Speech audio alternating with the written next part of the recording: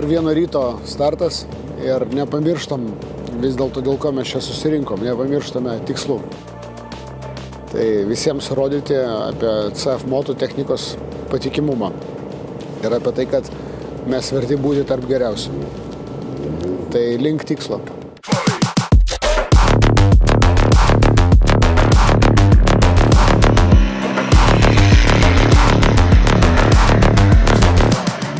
Nežinau, ką šiandien ryte užvalgiau, panašu, kad kažką labai gero. Visą dieną taip gerai ėjosi, fantastika. Motociklus tai po vieną, po du, po tris lenkiau, bet kai pamačiau priekyje keturatį, tai patikėkit, taip atsidarė visos sklendės, kad visa Max galia buvo išnaudota 100% ir manęs ir galios. Apsilenkiau jį, bet paskui ten wakepointo, kai reikėjo ieškoti klaidžiojimo būdų. Paskui dar vienoje vietoje paklydau, vieno wakepointo nepaėmiau, žinau kur, bet taip tingėjau grįžti, nes taip gerai važiavosi. Šiandien visą dieną dulkėse ir dar kartą dulkėse.